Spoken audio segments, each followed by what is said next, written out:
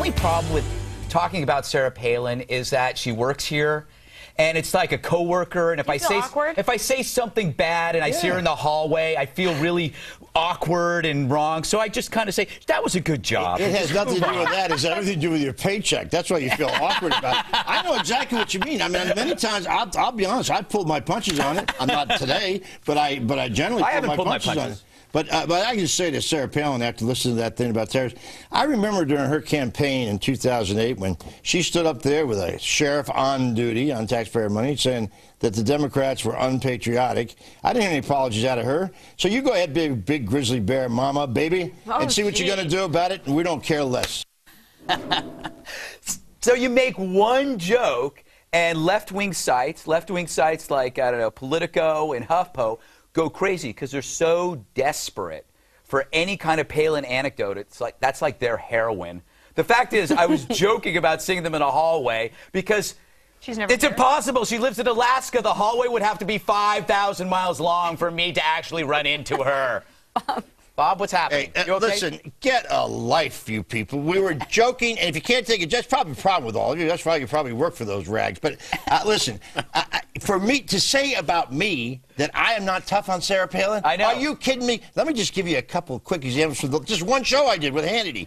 Are you telling me honestly you believe this woman could be president of the United States? Yeah, says Hannity. And I said, I don't agree with Sarah Palin on anything. As a matter of fact, nothing. And I say we have a strong defense posture because she could see the Soviet Union from her back door, and Sarah Palin has about as much chance of beating Barack Obama as you do. So listen, guys, we try to have some fun on this show, and try to break up the tediousness. Have you ever watched like a really boring Sunday talk show? Well, that's why we like to have fun here. So take it easy. Well, you're one of the only liberals with a sense of humor. That's not right. That is right. That's not right. I don't know how anybody could have thought that was serious because. I have a problem that it's hard to sit next to Greg because he just makes me laugh. And also, I can see your. Also, I do smell. Well, speaking of, I have a terrible odor. Let's get off this subject. I'm glad you're sitting over there. Then. Everybody happy now? Speaking of Sarah Palin, while everyone's wondering whether or not she's going to jump into this race, she had some words for a man who has jumped into this race, Mitt Romney. She was on Hannity this Tuesday, and she said, I have respect for Mitt Romney, but not respect for what he's done for this debt deal in debate. And Dana, let's listen to this. Let's listen to her on Hannity. I have respect for Mitt Romney, but I do not have respect for what he has done through this debt increase debate. He did this. He waited until it was a done deal that we would increase the debt ceiling, and then he came out and he made a statement that, he didn't like the deal after all. What is she going to borrow your clothes? So she's doing her job as an analyst, and she's wow, you really do insult her. God. So the question is, this goes back a little bit to the mea culpa that you guys had to do. So she is an analyst, but she also gives her opinion, but she's also rumored to be a presidential candidate. Right. And it is a tricky line to walk. What's interesting is that what she's basically saying is that Governor Romney was not a profile in courage during the debt ceiling. But I got to say, I don't think any of the candidates were sticking their heads up. And part of the reason is his strategy. Wasn't that smart? But is it because Eric, is it because... It was a smart move. I think it was smart on Romney.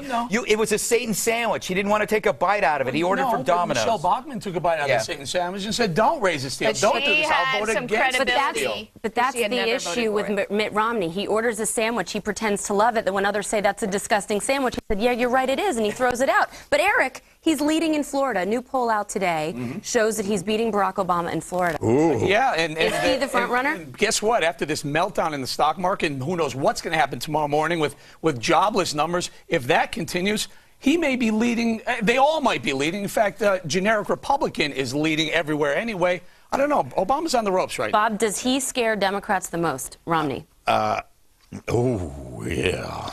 Scary guy. Well, first of all, I was just enjoying laying back, listening to you four Republicans argue with yourself over nothing. You're not worried? Oh, I'm scared to death. I'm going to lose sleep all night long over these people. Now, Mitt Romney particularly. What happened on Wall Street is a reminder of we're back where we started in 2008. Well, I keep saying that if we hadn't had this long, prolonged, ridiculous, intellectually challenged debate on the debt ceiling, we wouldn't have been there. What are you talking about, Bob? What do you mean we wouldn't have been there? We had the debate. Obama said we have to do this. The Democrats said we need to do this. Otherwise, the market's going to melt on the world we're in. They got it, and guess what's happening? The markets are melting down. If they had gotten a clean, like everybody else, every other president does, had a clean debt ceiling increase, you wouldn't have had this. Okay, but Bob, can we just remind the viewers that while that might be true, that President Obama, when he was senator, wrote a blistering statement to President Bush saying that it was a dereliction of duty to raise the debt ceiling. So nobody was pure. I understand. You know, you should have stayed out in Wyoming one more day. He's already apologized for that. He said he was wrong. Let's take a listen to the Romney ad that is right on target, and I think it's going to be a key for what's to come for other candidates.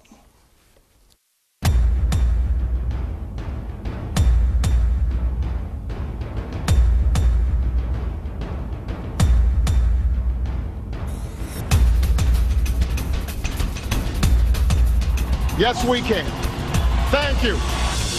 If I don't have this done in 3 years, then there's going to be a one-term proposition. I think powerful stuff. I think it's a great ad because what it's pointing out is that America is disillusioned over the promise of Obama and the promise of liberalism. In a way, leftism is like herpes. You forget about how bad it was until it comes back. And there's a cyclical thing. Liberalism pops up every, 25, 30 years. Everybody goes, oh, maybe it'll work this time. And then it's like, oh, this is terrible. Go away. And then it goes away. And everybody goes, that's why. Well, that's a good point, but it's a good point. That means that the Republicans have to have somebody to put forward. And okay, we've been talking about Mitt Romney. I want to get off Mitt Romney. No. I want to get off Mitt Romney. I want to know who does his hair. I want to get off Mitt Romney. Are you jealous? And I want to talk about Tim Pawlenty.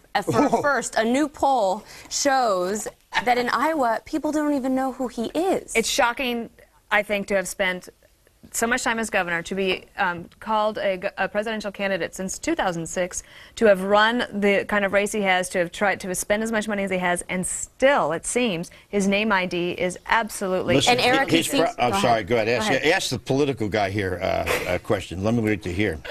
Go ahead. You're trashing my... by the way, I'm a political junkie. I love this stuff. I grew up from Chicago. You must be reading You don't have to justify yourself with him. It saddens me to see those boarded up buildings, the signs, the unemployment rate jumping in Chicago, where Obama comes from. The bottom line is, put a credible candidate up on the right, and you will win. Given this economy, given everything that's going on, thank you very much, Mr. Political Consultant. We appreciate that. Quickly, Bob. This is what I'll quickly about Pawlenty. His problem is that when he speaks, Somanex sales plummet. He can't help it. The guy is just not a very attractive candidate. And let's put it this way: if he doesn't come in at least third in the Iowa caucus, I will guarantee you he'll be out of this race because the money will drop. That's all. People never get out of these presidential races because they want to, because their money dries up. All right, let's stop talking about him so we don't all fall asleep. Stay with us. More on The Five next.